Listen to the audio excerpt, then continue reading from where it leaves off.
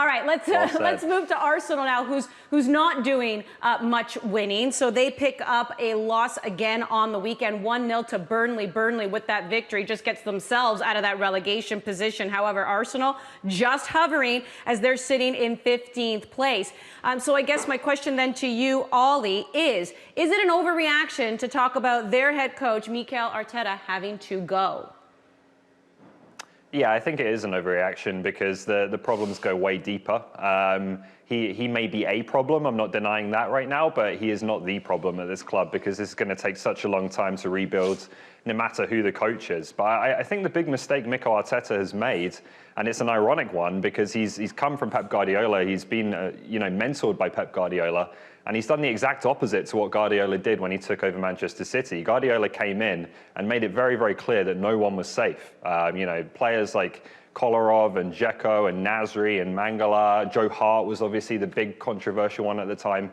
He immediately took anyone he didn't think was good enough, and within a year they were gone. And there was even some doubt about Sergio Aguero, about Vincent Kompany, whether they had a long-term future. And this was a team that had won multiple Premier League titles in the past. Now, Mikel Arteta came in at Arsenal. He should have done a similar thing with a team that has had nowhere near as much success as Manchester City have had.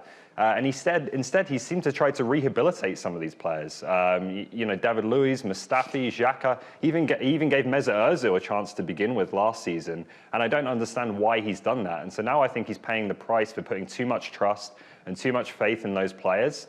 And he's in a sticky situation now because he would have had an opportunity, I think, to get rid of him in the summer. Now it's going to be a lot more difficult, and you're going to get a lot of big earners who love living in London who are going to push back in a big way if he tries to make a clear out. So he's in a tough spot, but I don't think he is the main problem at Arsenal.